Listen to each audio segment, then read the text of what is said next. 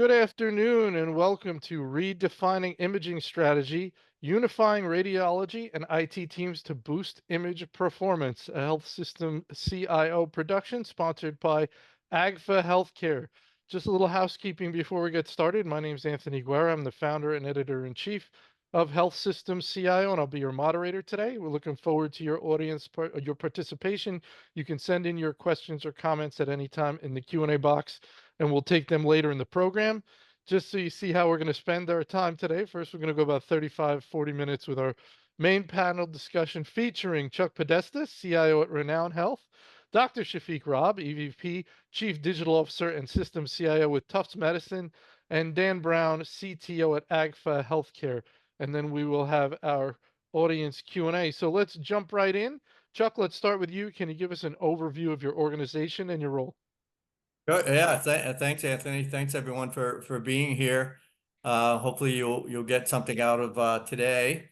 And first, I noticed, Anthony, I need to send you a new picture. You said that last time. You I say do that every. not look anything like that anymore. Yeah, so we got to fix that for Yeah, sure. okay. But yeah, I'm blessed to be at Renown Health out here in Reno, Nevada, and we are actually one of the only I think the only nonprofit or one of the only nonprofits in Nevada. We're the only integrated delivery network in Nevada. We have a close relationship with the UNR School of Medicine.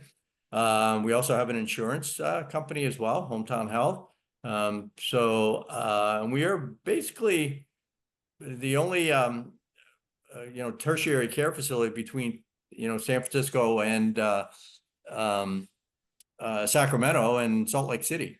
So we're growing, adding a lot of services. Just started a kidney transplant program here because a lot of our patients that need that tertiary care, quaternary care, need to go out of area, and we're trying to over the next few years really add those types of services to our organization. So expanding quite a bit, but that's who we are. Excellent, Chuck. Thank you. Dr. Rob? Sorry, there's a background noise. Oh, it's okay. I work for Tufts Medicine. Very lucky to be here. We are an academic medical center in downtown Boston with multiple community hospitals in Lowell and Melrose, Wakefield. And we have a home health, hospice, as well as a clinically integrated network, both private doctors as well as employed doctors. We are one of the top academic centers that also believes in providing value-based care, and all we do transplants, like Chuck mentioned, and we're trying to do our best to enrich the experience of the employees, to reinvigorate the experience of our customers, our patients, and try to improve the innovation. At the same time, we're also trying to improve access and delivery of care.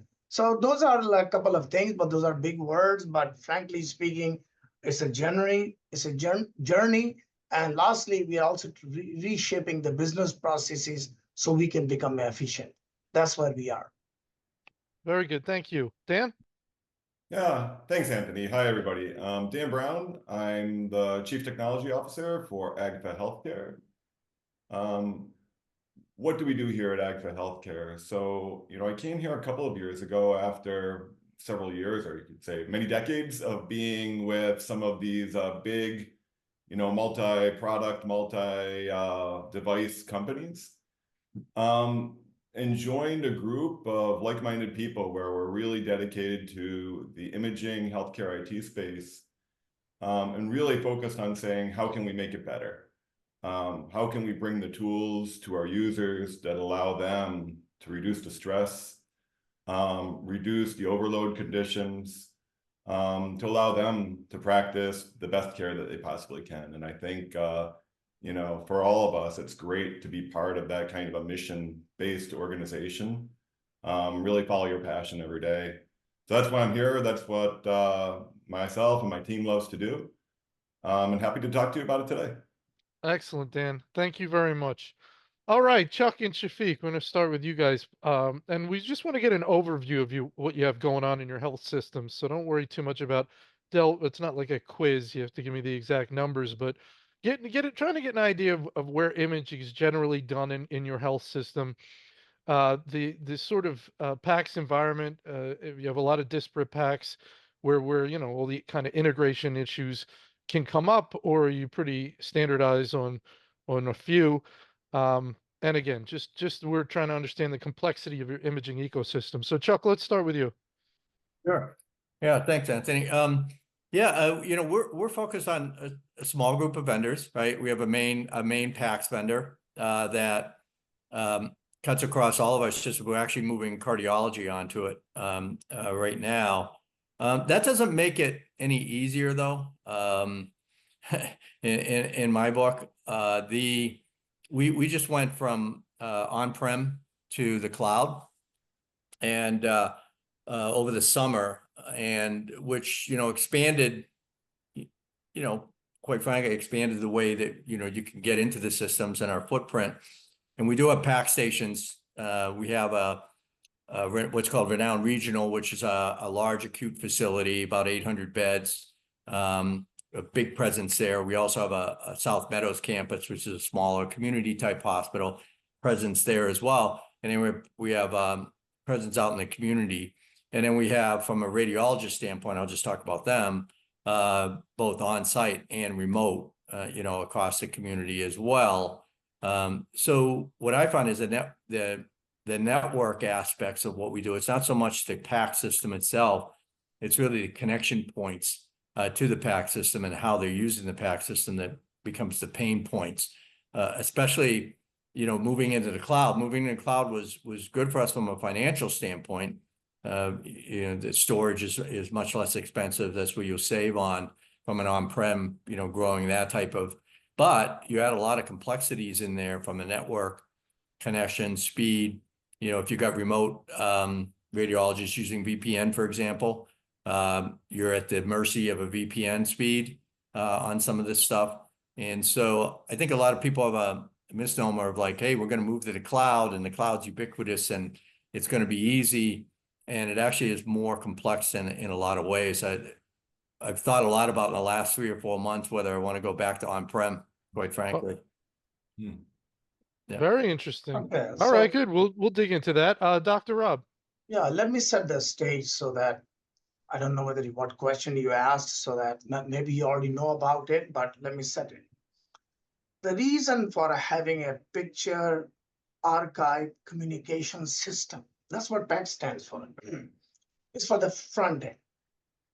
On the back end, where everything goes and stores, is known as the VNA, vendor neutral archive. Why do we do that? We do that so that the experience or the information that we get about a patient or our customer is presented to somebody to read it. Usually, it's not only radiologists, it's not only cardiologists. A lot of people use that. In the electronic health record, it's placed in a place. So where it is placed, on the left side, you can call ologies. You can put a dermatology picture. You can put a cardiology picture. You can put a radiology picture. So a physician, when they look at in the EHR, then they can make a diagnosis based on bilateral lymph adenoma on one side and understand the lab on the right side, medical history in the middle. It tells you the person has sarcoidosis. So the idea behind is mostly people who look at it are radiologists. So radiology PACS is important, but cardiology PACS is also important. Dermatology PACS is also important. Ophthalmology PACS is also important. And why this becomes important? Because it's the front end. But if as people are moving to the cloud and doing it, if they have a vendor neutral archive, then it does not matter what you have in the front end. Everything goes on the top and has an index on it. That's number one. Second, all vendors don't have all the communication together. It's a little disparate today. You may have the cardiology and you may have the radiology, but you don't have the dermatology, or you don't have the pathology and you don't have the ophthalmology. So that makes it a little harder. But the place where they bring it is the electronic health record. In our place, it is quintessential. It's very important because the diagnosis depends on many things. But X-rays are important, CT scans are important, MRI are important, whether it's a ED, whether it's a transplant, whether it's a community setting, whether it's a mammogram, all these things are important. So when you're asking the question, where do you use picture, like I said, archive, communication system, or PACS, is used everywhere. And why it is used? Because sometimes it gives you a very important clue about that acute diagnosis you need, whether for appendicitis, whether for cardiac tamponade, or whether for something else. You know what I'm saying? So when you're asking that question, it is very important. And last thing that I'm going to tell you, then you can ask more question. It has become more important. Why it has become more important? With the advent of generative AI and multimodal AI assisted, I will say assisted, things speeds it up for the radiologist or for the cardiologist to look at things and assess it. For example, if you're looking at a CT scan for somebody who has stroke, among multiple CT scans, the AI module will pop it up on the top, immediately get the neurologist involved, and you can take the large vessel occlusion out in 2.5 minutes instead of waiting for 81 minutes for somebody to come. Because if somebody has a stroke, you better get there as fast as you can, or the morbidity will be very bad. I hope I answered your question adequately. Yeah, very good. I'm actually going to go to Dan because I think I want Dan's analysis of what he's heard so far. And Dan, if you have any follow-up questions for either of these gentlemen, I think it would be interesting to hear that. Yeah, look, I think the difference that we heard between what Shafiq and Chuck were saying is representative of the market itself, right? I think, you know, across thousands of different health systems that I speak to, you know, it's hard to find two that are exactly the same. Whether it's from the standpoint of locations, you know, some are of course very narrow. They're one place, the imaging and the reading and everything is all in one building, to others that are, you know, across, you know, a state, multi-state, some multi-country. Yeah, also in terms of how centralized or not are they in terms of, say, an enterprise imaging versus you know, a best of breed kind of a solution that you would see where each department kind of has their own thing, and that thing might be as non-complicated as all the images are sitting on the device, to say departmental solutions that are kind of a departmental PACS, kind of, so to say. But fully agree that in the best use case of it, it's just like what Shafiq was explaining. A good example of it, you know, was mentioning, you know, a stroke case by Shafiq. You know, another case I was just chatting with somebody about was, for example, in surgery. They were saying, hey, it's one thing for me to be able to look at a radiological exam and know a person has, you know, a hand injury that I need to go treat. It's the second thing if I can line up both the X-ray and a visible light image, where I can look at both two different cases maybe that are both broken hand, but actually when I look at the visible light image, they're very different. And the way that I prep for that surgery then becomes very different. And so having, you know, as we at least say here, you know, everything on a single plane of glass so that everybody across departments can get the same view. You know, we find and we hear it's very important. And, you know, there's lots of studies that back that up as well, Anthony. And I think that's why you see lots of health systems going in that way, because the patients ultimately, and that's why we're all here, I think, the patients get the best care, you know, when we can ultimately bring a real true team approach to it. And if you can get, you know, more than one specialty when required involved, and they can all collaborate for the best care, then you get the best outcomes. And by the way, happier patients as well, fewer readmittances, which is, I think, what we're all after. Of course, on the back end, there's also some real advantages. You know, was listening to an interesting podcast the other day from okay, I won't name a vendor, but from a security vendor. And they were advertising their own product, but they were saying, hey, what's the best way to be more secure? And they said, bring everything together in a single system. Yeah, of course, that's because that particular vendor sold a single system. But, you know, I think whether it's looking at it from a security standpoint, looking at it from an IT overhead standpoint, you'll always hear those two standpoints, right? Some group saying, hey, want a single solution where I can consolidate and bring that together. But you'll also hear the best of breed approach, because let's face it, it's work. It's a real project that takes time and energy and investment to cross that divide, to go from those departmental solutions over to you know, a single solution that can meet some or all of your needs. All right, very good. Lots to dig into there. We'll move forward and we'll get to everything. What does it mean?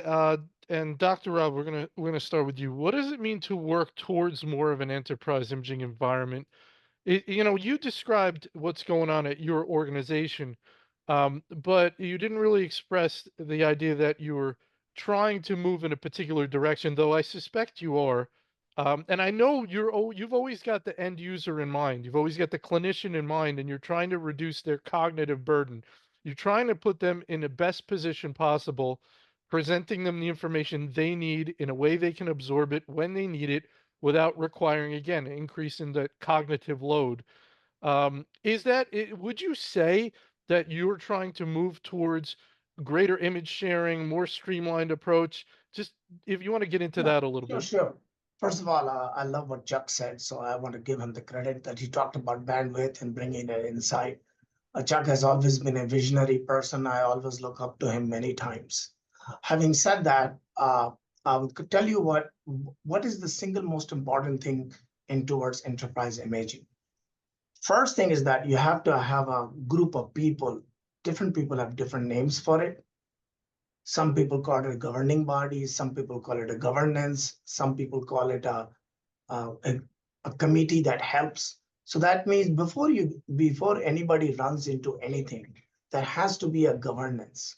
And that governance has to dock into IT governance, or has to dock into EHR governance, has to dock somewhere, so that the information goes up and the institution can make the decision.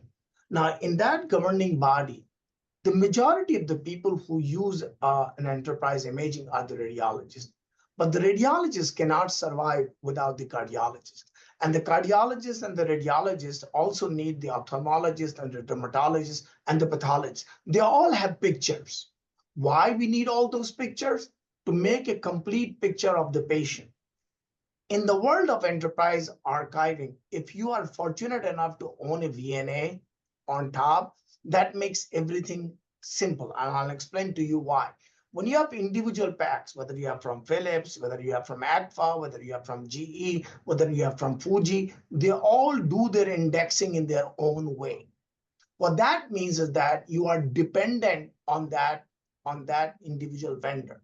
But in the VNA, it's a different way of arranging things. That means it's in the cloud. That's one. In that process, you also have to have storage. And in the storage, you can have 2-3 types of storage. But before you go to that, somebody in a corner has to talk about it. Do you want 1 year store? Do you want 5 year store? Do you want 1,000-year store? Because what it does, there is a rationale behind it. Do you want to fetch everything immediately? Like if you have ultra fast hard drive right there, you can look at it because you have to compare the prior. So that is the second thing to think. The third thing that you have to think about is how much money you got. So some people go for an operational way, some people go for a capital way, depending on how you want to spend. But at the bottom of all of this, you have to have an enterprise imaging environment. If you don't, you will not be able to use the benefit of the new multimodal AI and other things that you're going. So it could be a 1 year strategy that takes you to make a 5 year strategy, or that allows you to do a 10 year strategy. I'm talking in general terms now, in specific terms. Specific terms is that your EDs, your urgent care, your surgeries, your cancer care, they all need extraordinary picture archiving communication system, otherwise known as PACS. And you need to have a VNA and a plan behind it. So having said that, the people who use it the most have to be part of that. And if you really want to create an environment, a more sophisticated environment, is the viewer. You need to have a universal viewer so anybody can see from anywhere. On top of it, you also have to have connections with local big centers. Why? Because sometimes they come to your system, like Chuck said before, sometimes they go somewhere else. You need to bring the prior from the here so you can compare the mammogram from now, from before. So you know if it's a dense tissue or it's a change in the vascularity of it. You see that? So interoperability is also important. Lastly, in all of this, because we are doing it for our beholder, as I told you, is our customer, is our patient. So you should be allowed to send that so the patient can see their pictures on their app, on their portal, whatever they have, or they can share it with the doctors where they go. You see, that's what the world is coming to. But if you don't plan for it, none of these will be together because you need the X-ray, you need the cardiology, you need the dermatology, you need the pathology, you need the ophthalmology, all to come together to make a complete picture of the situation of the patient. Well, it was really, really well explained. And I think Dan's nodding and everybody's nodding. It was an excellent, excellent overview. I'm going to go to you, Chuck. You know, he really laid it out well. Yep. When you're not deeply in this stuff, for someone like myself, you know, you're not working in this day to day. And I've been sort of looking at this for the better part of a year, trying to understand the exact dynamics and where the pieces could be in terms of PACS and VNA and universal viewers and in the EMR, ultimate integration with the EMR, and the fact that there can be different arrangements. I think this could be here and that could be there. There'd be different ways of setting this up. And smart people come up with different solutions for how they want to architecture this whole thing. But I'm going to let you jump in there, Chuck, and just tell me your thoughts on what you're hearing and sort of where you're trying to move as a health system. So, you know, Shavik and I go way back, and so we're like-minded on a lot of this stuff. And, you know, when you think about what we did with EHRs, right? And we'll just use Epic as an example. You know, back in the day, you know, we had a lot of best of breed stuff going on, and, you know, Obamacare came along and it made sense to integrate the record, right? And Epic saw that, took off on it, one of the early adopters, and we all kind of convalesced around an integrated electronic health record, right? Well, why wouldn't you do that in the imaging world? I mean, it just makes perfect sense. I mean, why would you go best of breed when you don't do that on the textual side of whatever the record is? Why would you do it on the imaging side, or really any other part that's going to connect to the record, you know, in the future? And unfortunately, the imaging companies were, you know, behind, and not because anything they were doing wrong. It's just probably the market wasn't there to push them into more of an integrated approach where you could put, you know, cardiology onto radiology. But now we're there. You know, I'm sure Agvit's got those products. I know we use has that as well. And then through the VNA and some of the other tools that Shafiq talked about, you can really start to make it look like an Epic, right? An Epic. It's not quite as integrated. There's still some parts and pieces that you need to make work, but as long as you have that vision and you're moving in that direction, and again, Shafiq's right, it's all about the patient, right? And the care and the physician taking care of that patient, and what do they need, and what do they need in an integrated way? Well, they get integrated, you know, Epic information and care for that patient, so they're going to need integrated imaging as well. So that's the way I've always looked at it for years, and I just don't understand why somebody would buy like Epic and then go best of breed on the imaging side. Doesn't make any sense to me. I just want to add one thing very quickly, which Chuck had mentioned earlier, was that the remote access. So if you're in the cloud, if you're not into start, get into it, because then this VPN thing doesn't happen, the limitation doesn't happen, and all of us, or some of us, or many of us, whatever the terminology it is, outsource our radiology to a different group, or our cardiology images to different groups. So they read it from all over the world, or California or other places, if you're on the East Coast. And it's 24/7. That access has to be at a high speed. And there's a technical term for it, lickety split. So so the connection has to be lickety split. You know what I'm saying? So that the information can be instantaneous. Lives depend on it, man. So it's not, and images are not little bit; they're pretty thick pipe. So I love how Jeff presented in the beginning, and I don't want us to forget that as we are planning for enterprise imaging and all those things, bandwidth is important, speed is also important, and togetherness is important. Yeah, it's totally right, because, when we moved to the cloud, getting back to my earlier comments, we probably didn't take a look at our wide area and our local area as much as we should have. It worked great on the on-prem side. Well, on the on-prem side, we had, fiber pipe coming in, and everybody was connected to the fiber network at plenty of speed. And we moved to the cloud, and all of a sudden, we're outsourced to another company. Our data is in Detroit and in Houston. So our wide area network has a lot of connection points. We ran into all kinds of failures along the way. VPN, as Shafiq mentioned, was an issue for us as well. Just loading of images, gateways. How many of those do you need? Well, we were told 3. Well, we're up to 7 now, in loading of the images. It's a very different environment. You think, okay, we're going to go to the cloud. That's going to make it easy. We're going to go, as Shafiq said, from capital spend to operating. That's going to make it easy to budget. We're going to save all kinds of money on storage. But you really got to look at that where these radiologists are, and if we use them, where are the caregivers, and how do they access these systems? And you got to be real clear around that. Otherwise, you're going to run into issues, lots of problems. And when you're using outside groups, they're not employed, they're under their own kind of productivity and their own revenue model, right? They have shareholders and things like that. So when they're down, they're not making any money. And so, it becomes very stressful. I can tell you that. Yeah, and now people are using Apple Pro Vision in the OR for surgery with multimodal AI and all the images. And thank God some people are using it, because you can directly see in the field of the surgery. In the olden days, we used to look at this at the screen, then cut something. Now you're looking in there. Therefore, the bandwidth, the type of the data that is there, and how the images are coming together. Sometimes people try to make a 3D image out of it so they can twist it, move it, understand it. That's why we need to upgrade. We need to go to the place, because it totally changes the paradigm. Yeah, and your backup systems need to be absolutely pristine in your downtime systems, because they need to keep reading.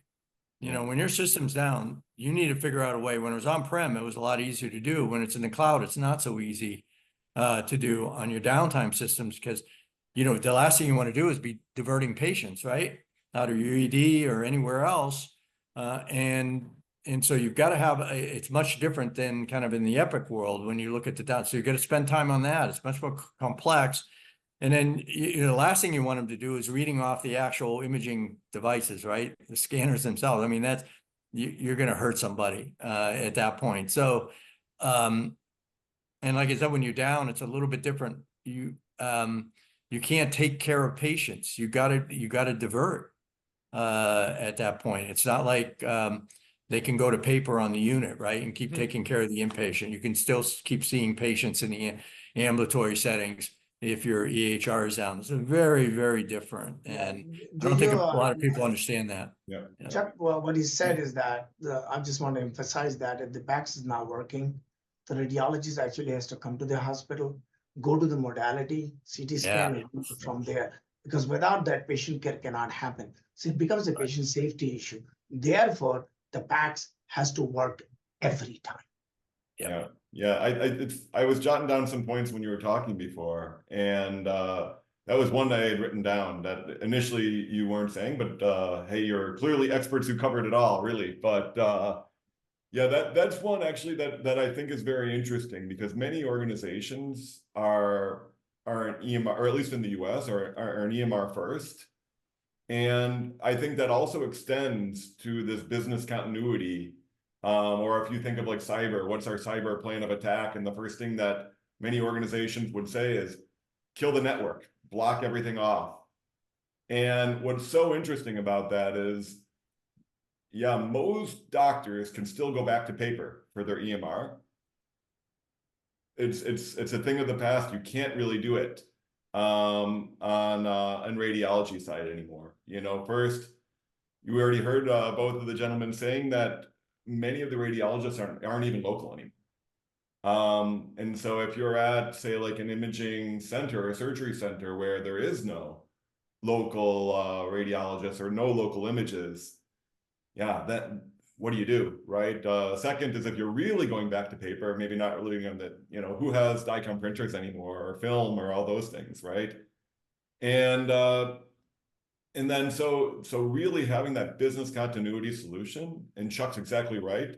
You know, it doesn't just apply when you're on-prem, but also in the cloud, that allows you to work, that allows you to cover all your emergency cases, that allows you not to defer patients when the worst happens, is really critical. So that's one that I wrote down. You know, the other one that I think is an interesting point that came up as well is what's the workflow of the system that you're putting in place, especially given, and this is one that's just as unique as the health systems are unique, is how are you paying the people who are reading those images? You know, you find some health systems where they're employees, you find some health systems where it's completely outsourced, somewhere it's something in the middle.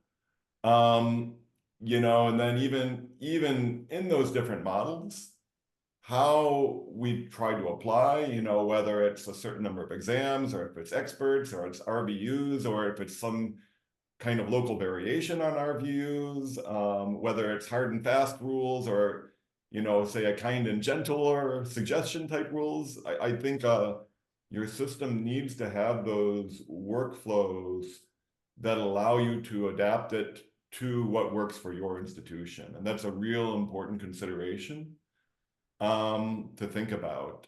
You know, I also liked the point on storage. You know, it's funny because you know, we have some rules in our system, and I imagine everybody does. You know, what image lifecycle management, it's even a standard profile, right?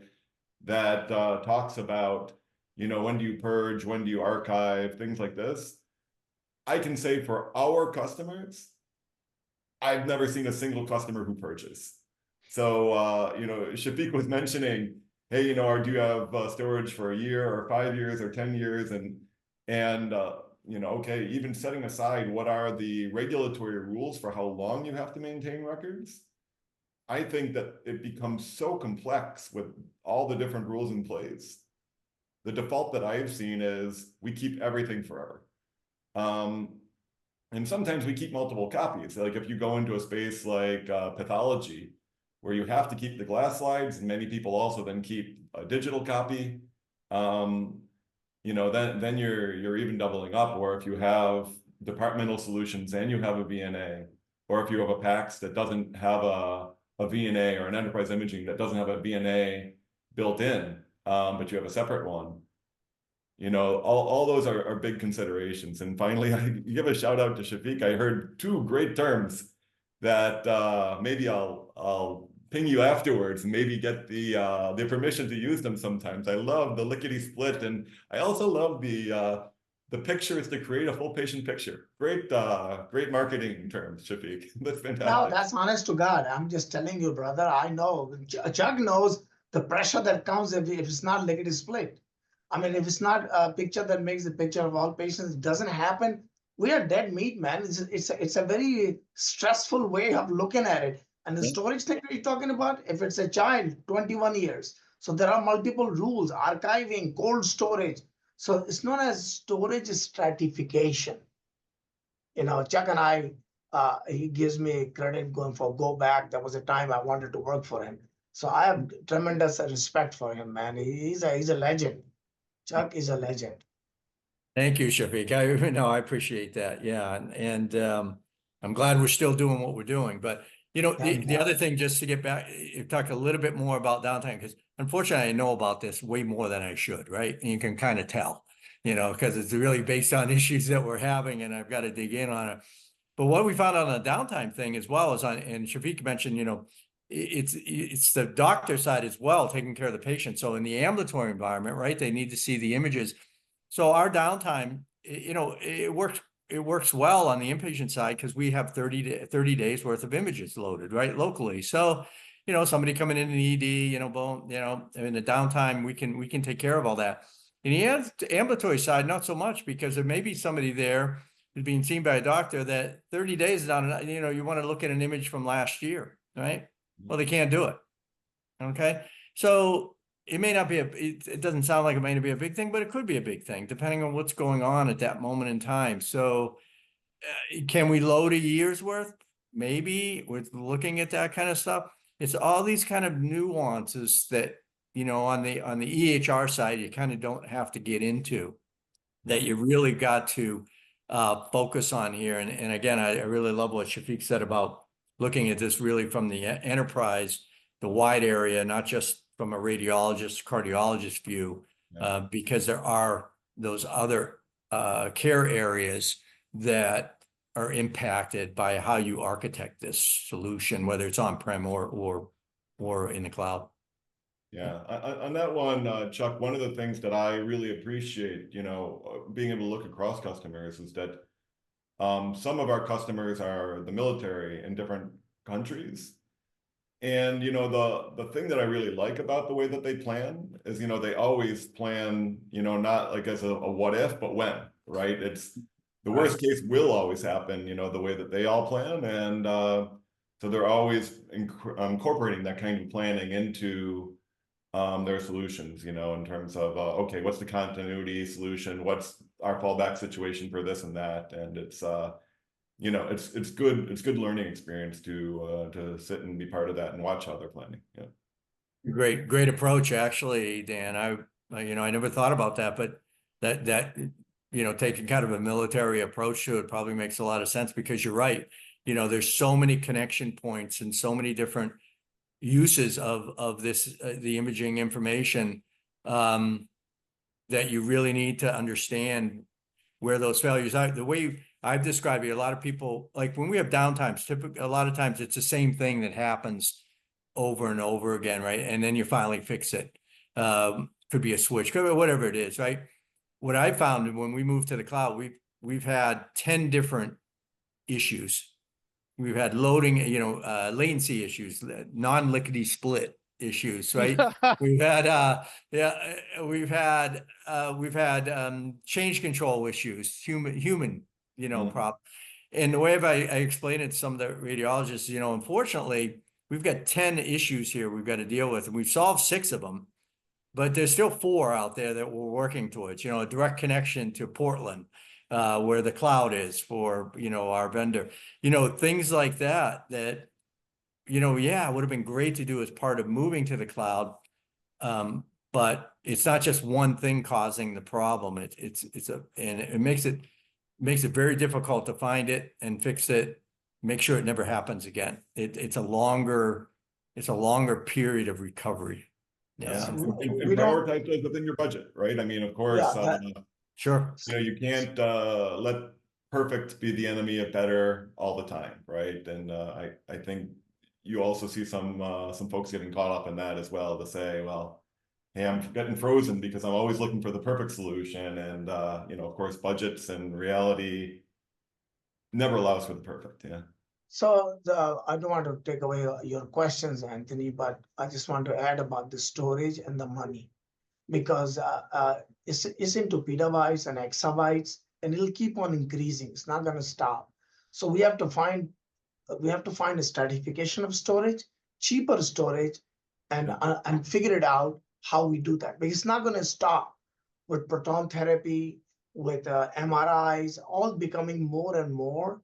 So The biggest concern that people have, and if they don't budget for it, is how they will deal with the storage, because it's there, man. It's coming. It's massive. It's huge.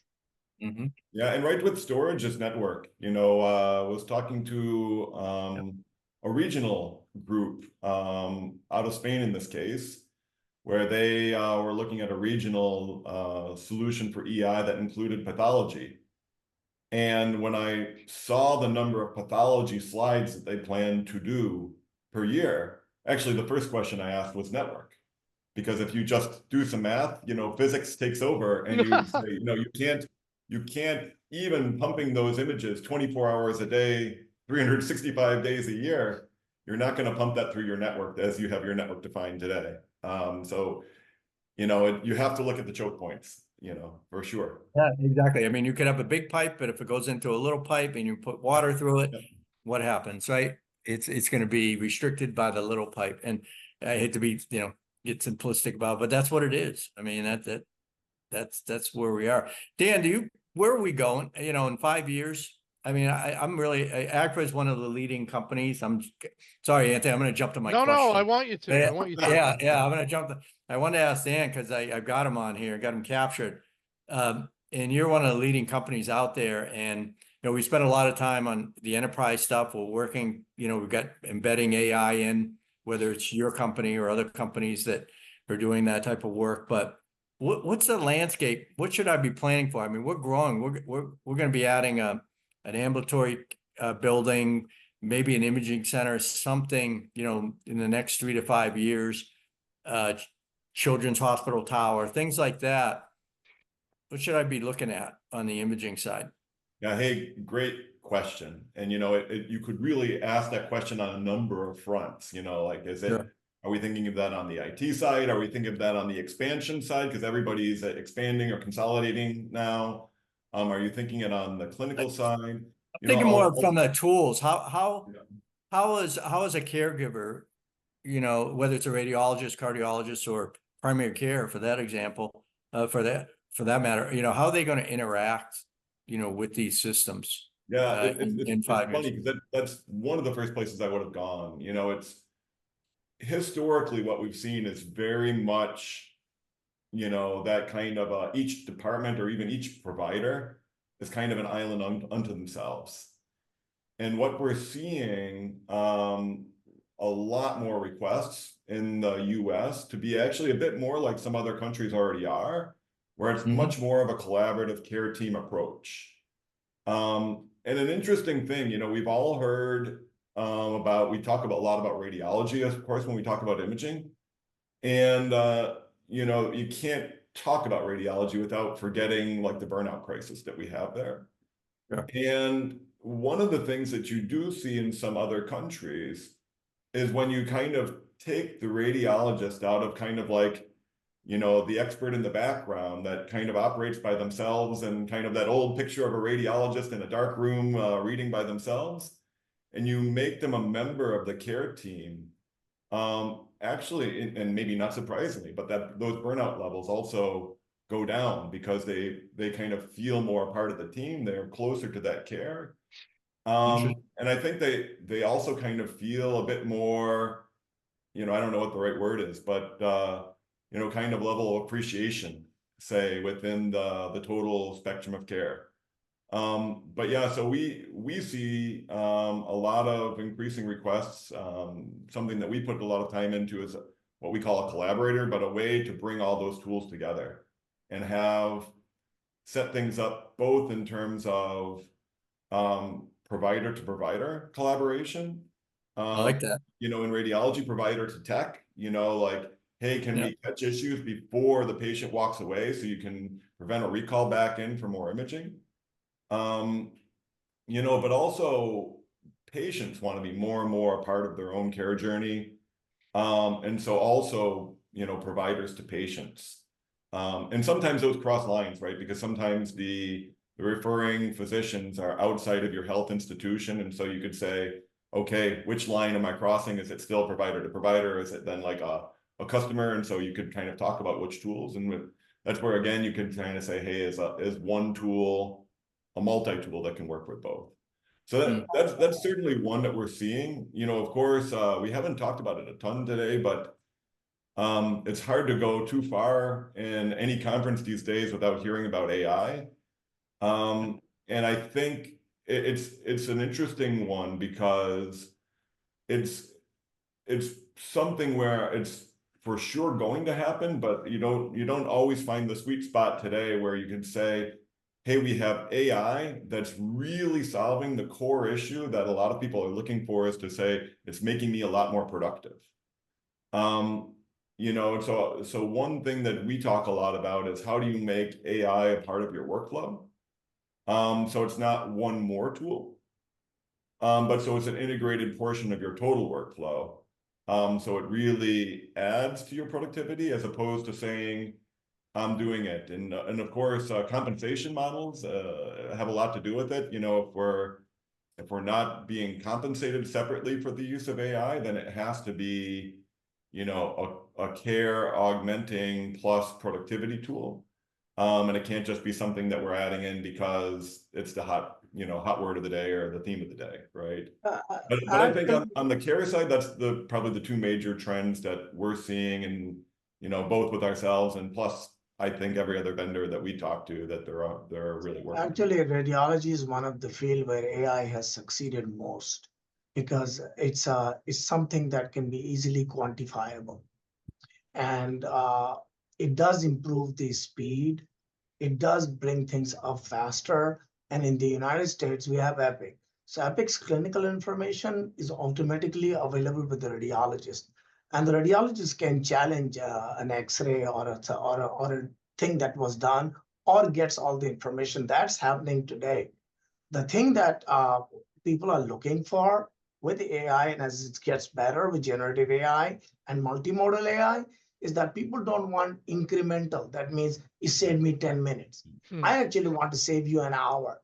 So people are working on it to improve that part of the workflow. But overall, the place where AI has succeeded is radiology. You can look into this in a retinal picture and you can say whether it's a male or a female. So it's not that it can't do that. It's doing that today.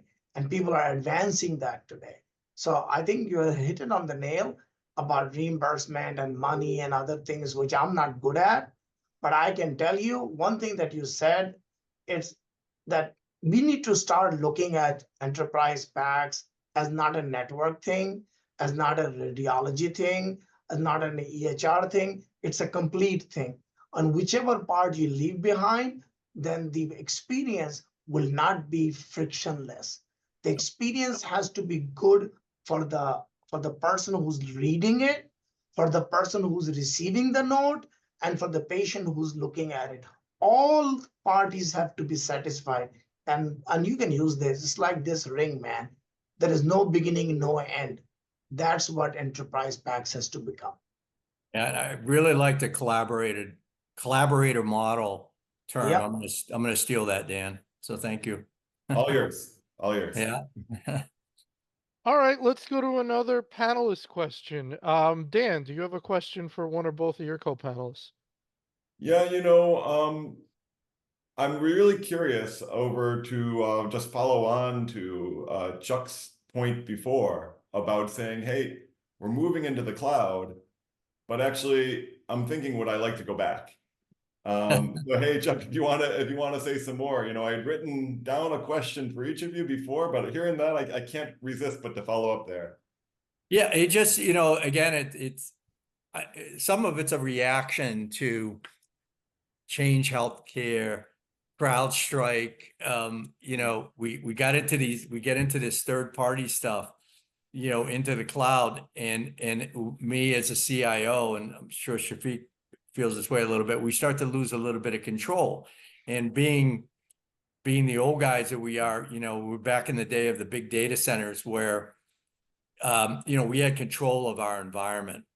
And when you get out into the cloud, third parties, things like that, we don't have control. And what really struck me was the CrowdStrike issue, because we do not have a relationship with CrowdStrike. We use somebody else for our managed security, and not a contract, nothing. And we were still affected by that because one of our third-party vendors, happened to be HR payroll, good, right? Uses them. So that's when it really struck me. I said, whoa, what is going on here? I'm responsible for this environment, and I have no relationship with this organization. It just caused me to possibly miss a payroll. Okay. And nobody's going to understand any of that. So I got back to, and I'm like, you know what? I'm going to start asking other CIOs, should we go back to co-location and forget about putting this stuff in the cloud and just bring it back to the data centers? We have control. We can hook fiber up to it.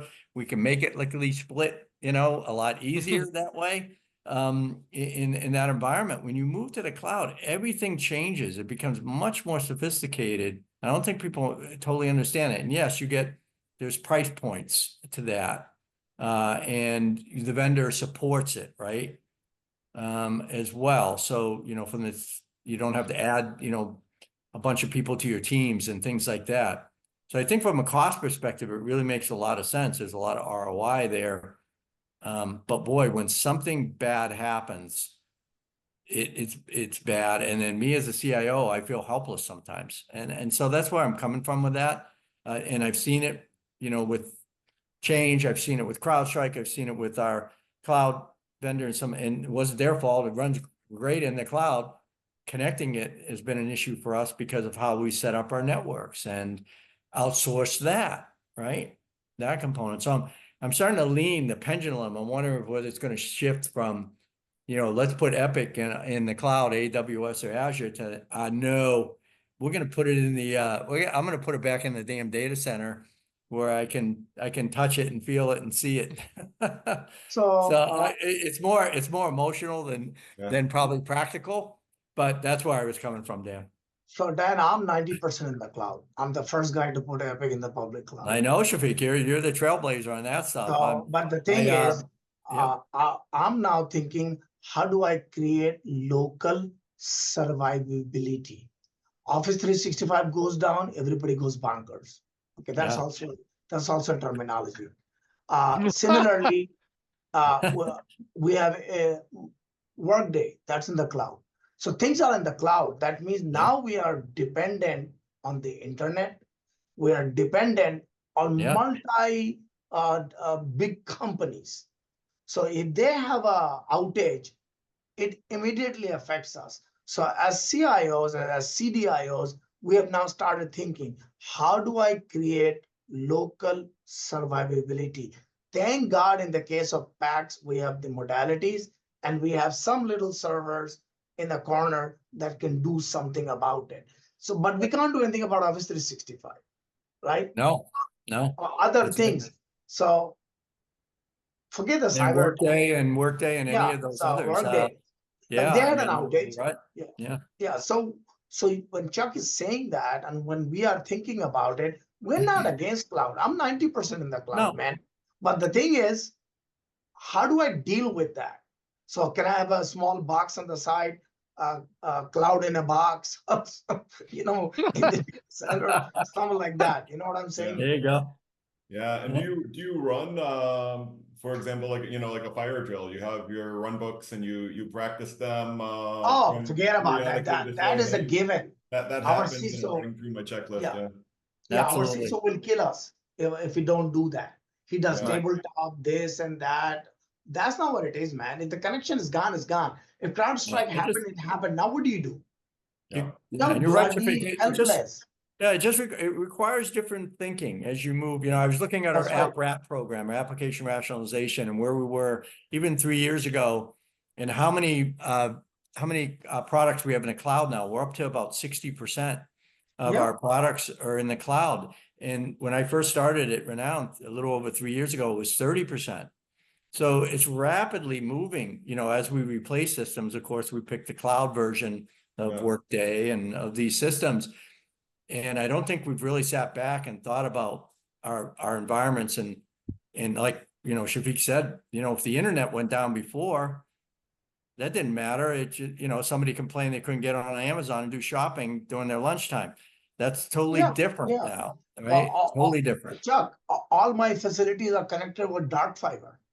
Mhm. So I'm like, you know what I'm saying? But so Yeah. you're right in your thinking, man. We have to think that too. Yeah. That's what we Yeah, are it's saying. I think there's a balance there somewhere, and not from an Yeah. architecture standpoint. I haven't wrapped my head completely around it, but I'll tell you, I'm longing for a little bit more control. That's for Yeah, sure.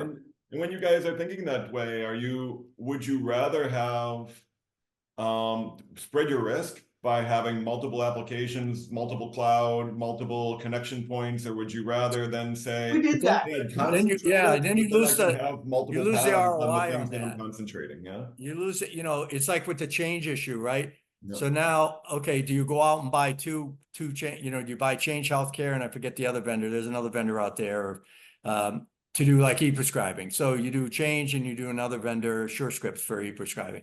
Now you've added cost for redundancy, right? Mhm. So how far are you going to take that? You're going to take that to every single, you're going to get another Workday system out there, or it's just, it doesn't, at some point it doesn't make sense cost wise. So Chuck, I don't know where it's going to end, but somebody can yeah. figure it out. Issue is not multiple Anyway. connectivity. We have multiple connectivity, multiple zones. The issue is Multiple that connectivity is important. yeah, Right. but if Microsoft goes out, Office 365, we can't You're have done. email. We're You're done. done. Yep. So that's what we are trying to allude to. And if CrowdStrike causes Microsoft to go out, Yeah, then we're done. I mean, you got those interconnections as well. It's Yeah, not just yeah. Microsoft, it's who So- they deal with. We're all interconnected now. When something happens to one, it happens to many. Yeah. The Not like it question that used we to are be. raising is yeah. that we have to again rethink. That's Yeah. what we are raising. Wow. Anyway. This has been an absolutely amazing discussion. We're about out of time. I'm just going to bring this, and I think it's just the most fascinating thing to me about this discussion is the complexity of the environments that are involved here. Things that Chuck had talked about working toward a different paradigm and coming up with things you didn't expect.